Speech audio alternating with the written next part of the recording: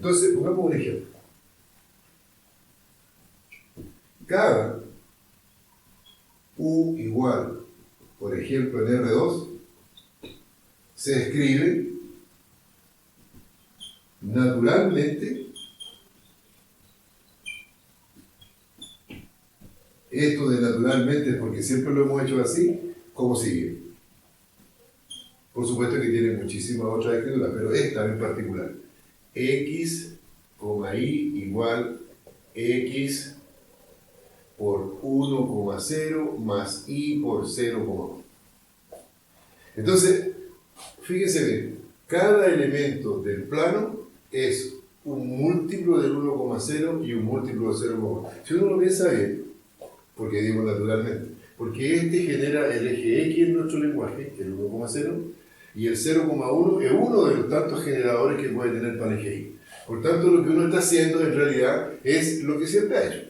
Alguien del eje X más alguien del eje Y genera el punto en cuestión. Y después vienen todas las interpretaciones, leyes del paralelogramo, como quieran llamarle, pero en la realidad es un múltiplo de un generador del eje X más un múltiplo de un generador del eje Y. Entonces, lo que uno dice, una conclusión entonces, es que R2, canónicamente, dicen los profesores de álgebra lineal y muchos otros, es generado por el 1, 0 y el 0. Por supuesto que este es un ejemplo muy simple, pero efectivamente muestra que entra cualquier par y yo doy inmediatamente una fórmula dependiendo del vector que ingresa. Entonces, en este caso, en particular, el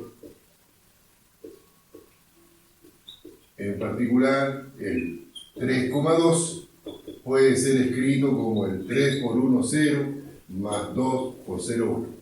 Ahora, si usted me pregunta por qué que yo pongo el 3,2, lo podría poner cualquier par en realidad, porque esto vale para todos. Entonces, el 3,2 se escribió aparentemente únicamente como 3 veces el 1,0 y 2 veces el 0,1. Pregunta ahora. Alfa 1, 0, 0, 1, 3,2 ¿genera R2? Genera. O sea, ¿es un sistema de generadores? Bueno, la respuesta, por supuesto que podríamos esperar que piense un poco, pero si lo mira con cuidado, la respuesta es afirmativa. Efectivamente, alfa es nuevamente un sistema de generadores y uno puede pensar de la siguiente manera. Entonces, no olviden, ¿genera R2? Respuesta, sí, efectivamente, es un sistema de generadores, de generadores, pues, claro, hay que dar la razón siempre, cualquier X, Y se escribe así, fíjense bien, muy bien, pues, X por 1, 0, más Y por 0, 1 como antes, más 0 por 3,2. Entonces, si usted ve, los números para la solución del sistema son el X, el Y y el 0. En particular, y aquí quiero observar algo que me parece de suma relevancia, el 3,2 se debe escribir de la misma manera. 3 por 1, 0, 2 por 0, 1, más 0 por 3,2. Pero por otro lado, y aquí viene una cosa muy interesante, el 3,2 sigue siendo como toda la vida el 3,2, no puede cambiar, así que él debería escribirse así, 0 por 1, 0, 0 por 0, 1, más 1 por 3,2. Entonces, si uno mira con cuidado, si esto tiene alguna cordura, el 3,2 es el mismo, ¿ves? Lo estoy escribiendo, y si le asociara números, con nuestra idea, le estoy haciendo el 320. Pero con el mismo sistema le asocio el 001. Entonces, si hiciera esto, aquí le asocié el 320. Y si hiciera lo mismo, aquí le asocié el 001. Pregunta, ¿cuál de las dos representaciones es mejor? No tengo ningún criterio para decir que el 3, el 2, el 0 sea mejor que el 0 y el 1. Entonces, no podría decir. Lo único que está claro es que el mismo tipo se escribe en el mismo sistema de dos maneras diferentes y son indistinguibles para mí en términos de algún criterio correcto de número. Así que, una vez que alguien se escribe así, podría escribirse 3 veces, 4 veces, 5 veces y sería incontrolable en mi sistema. Por tanto, esta escritura es peligrosa. ¿En qué sentido? Claro, nosotros dimos la libertad, dijimos, existe la solución, pero nunca dijimos que fuera única. Y recuerden que un sistema puede tener las siguientes alternativas: tener solución, no tener solución, y cuando tiene solución vienen las otras preguntas: única o infinitas. Por tanto, nunca nosotros dimos con esta definición ningún indicio de que tenía que ser única, y entonces puede ser muchas.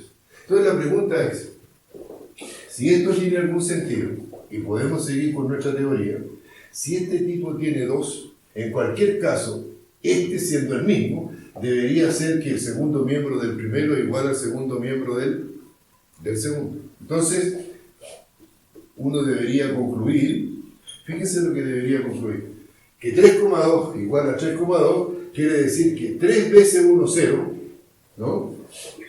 Espero que no piense que es banal esta escritura, pero puede llevarlo a una buena conclusión.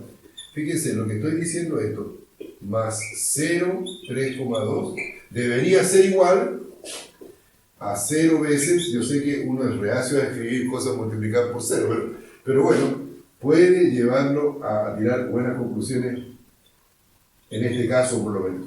Entonces estas dos representaciones deberían ser iguales, pero como nosotros tenemos operatoria en el espacio vectorial, esto nos permitiría decir lo siguiente. Fíjense bien, podríamos hacerlo bastante más lento, pero en honor a nuestro tiempo, fíjense, 3 veces de esto menos 0 veces de esta nos van a quedar 3 veces de esta. Claro. 2 veces el 0,1 menos 0 veces el 0,1 nos va a quedar 2 veces el 0,1.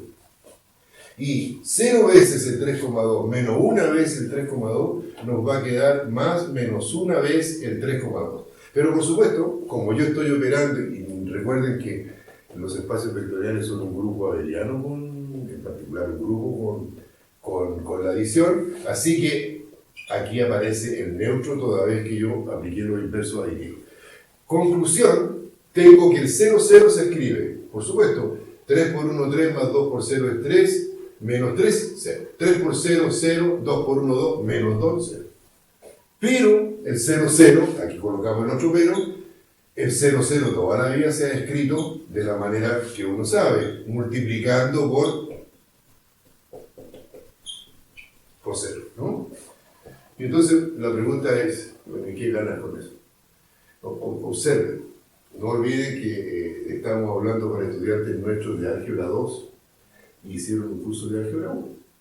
Y entonces en el curso de álgebra 1 discutieron algo muy interesante que se llamaba lógica simbólica y conjuntos. Y se suponía que eran capaces ahí de representar situaciones lógicas, tablas o demostraciones con propiedades que le permitirían concluir nuevas proposiciones. Entonces, observen lo siguiente. En esa dirección, sí, fíjense bien, llamamos, a ver si concuerdan conmigo, P a la siguiente proposición lógica. El 3,2 tiene dos representaciones. 3,2 tiene más de una representación. Vamos a colocarle lineal, ya sabemos, son combinaciones lineales. Y llamemos Q al 0, 0 tiene más de una representación como combinación lineal. ¿Ok? Entonces, fíjense lo que hemos demostrado. Entonces, podemos concluir lo siguiente. Si ocurre P, entonces ocurre Q. O sea, demostramos P implica Q. Si alguien tiene dos representaciones, el 00 tiene dos representaciones. No olvide, este es el contexto. ¿Cuál es el contexto? Estamos en el sistema de generadores 10, 01, 3,2. Probablemente una vez que uno entiende el problema podría extenderlo y cambiar los generadores. Pero este es el caso. ¿Y por qué que estoy preocupado por esto? Porque una vez que alguien hizo eso, no veo cómo parar que lo siga haciendo. Entonces no tengo un criterio para decidir. Si yo le dijera que alguien cuide que de esa fila que va a ingresar, van a ingresar algunos, tendría que decirle quiénes y darle las razones para que él fuera capaz de discriminar quiénes entran y quiénes no entran. Entonces, la idea de cortafuego, por ejemplo, es respecto de qué, ¿no? ¿Quiénes son las personas que tú vas a impedir que ingresen o quiénes son los vectores que no pueden ingresar al sistema? Tienes que dar un criterio. Y hasta el momento no tenemos ninguno. Entonces, lo que aquí estamos simplemente diciendo, si alguien tiene dos representaciones, el 00 tiene dos representaciones. Pero entonces su lógica simbólica le dice lo siguiente: esto es absolutamente equivalente a decir no Q implica no P. ¿Qué quiere decir con eso? Que si el 0 no tiene dos representaciones, sino tiene una única, entonces todo el mundo tiene una única. Por tanto, el único vector que habría que cuidar que no tenga más de una representación es el origen. Entonces, si uno concuerda en que el 00 es el único que tiene única representación, entonces todos van a tener una única representación. ¿Está ok? Entonces eso puede caracterizar, y entonces aparece la famosa definición de vectores llamados linealmente independientes. Entonces diremos un conjunto. Entonces, un conjunto, recuerden la definición, puede ser que no, esta parte nunca aparezca, pero este es el fundamento filosófico del concepto de independencia lineal. Un conjunto, digamos, alfa, vamos a llamar así, ¿no? B2, BS, dentro del espacio, es linealmente independiente si y solo si el 0 del espacio se escribe de una única manera, multiplicando cada uno de ellos por 0. Si y solamente si el 0 del espacio se escribe 0B1 más 0B2, 0BS únicamente. Por supuesto que esa notación es filosófica, ¿no? Entonces la pregunta es de inmediato, bueno, ¿y cómo encuentro? ¿Cómo me doy cuenta de eso? Pero entonces, equivalentemente, dice, y aquí viene que normalmente todas las definiciones de independencia lineal dan esta, equivalentemente decimos alfa linealmente independiente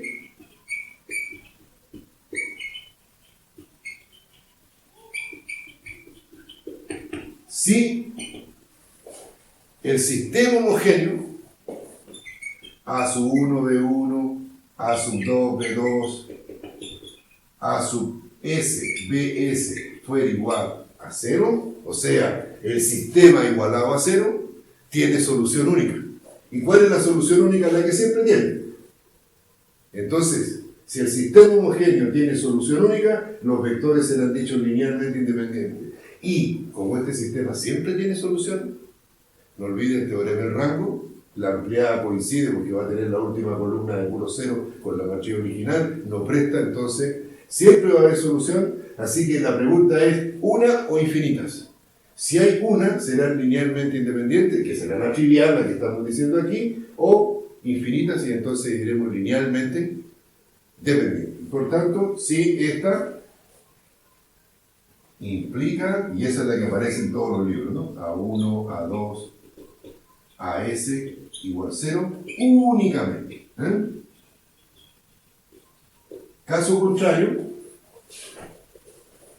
voy a anexar la otra, que es tan importante como la primera, ¿no? Si hay infinitas soluciones, caso contrario, alfa es linealmente dependiente. Bien. Entonces, ¿qué es lo que hemos agregado a nuestro sistema?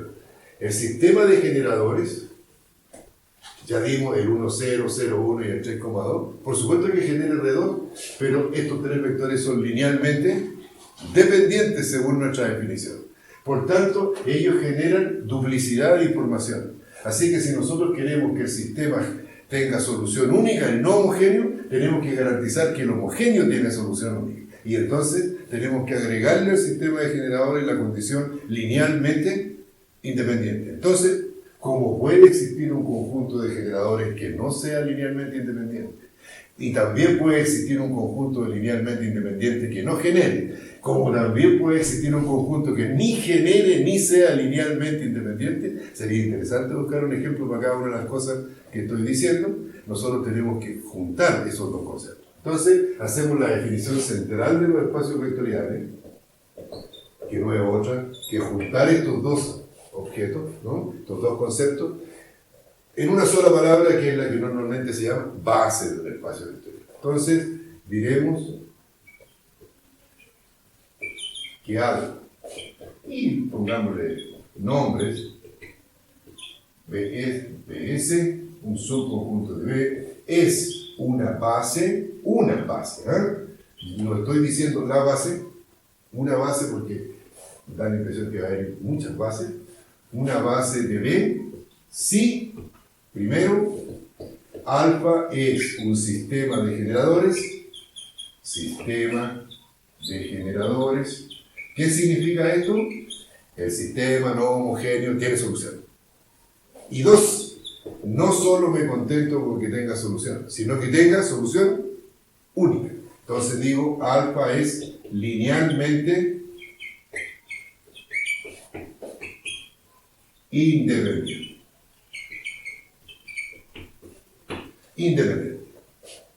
¿Ok?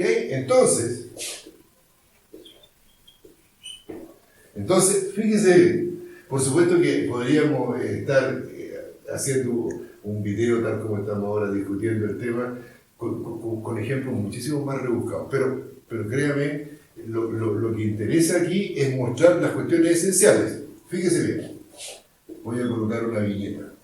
C2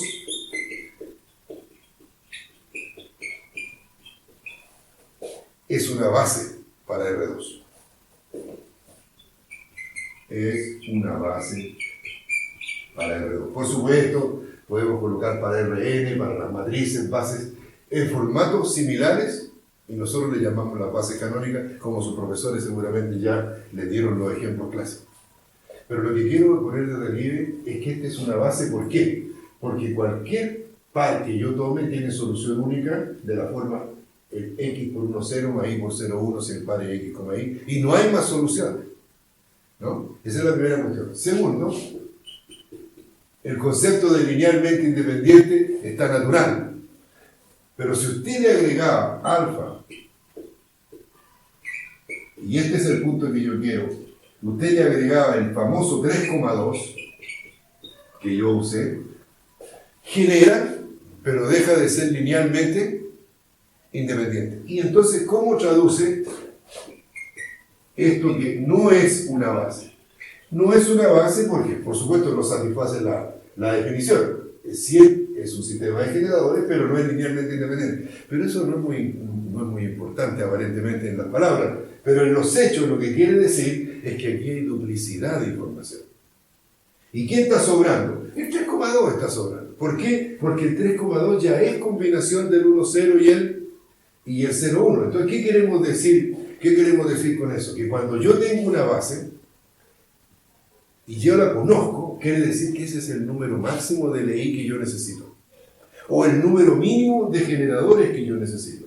Si agrego uno más que ese número, pierdo la condición. Y si le quito uno a este, también pierdo la condición. Entonces, una base es un mínimo de generadores y el máximo de LIs. ¿Quién? El número de elementos de ellos, ¿no? Entonces, ¿cómo acuñar eso en un resultado? Porque resulta que el problema, si ustedes lo miran con calma, en ejemplos un poco más complicados o en situaciones más complejas, usted tiene que resolver dos sistemas. el sistema no homogéneo y el sistema homogéneo. Pero si alguien lo mira bien, el sistema lo único que cambia es la parte del AX igual B, en un caso es AX igual B y en el otro caso es AX igual 0, es decir, el AX es siempre el mismo. Entonces uno dice, esto debería ser mejorable, debería ser su eficiencia mejorada. Entonces, ¿cómo buscar una herramienta que le permita a uno decir, si yo supiese que son LI, ya generan? Si yo supiese que ya generan, entonces son linealmente, para conjugar el concepto de mínimo y máximo que está dentro del mismo concepto, ¿no? Mínimo número de generadores, máximo número de linealmente independientes. No se le olvide, esa es la máxima que tenemos, ¿no?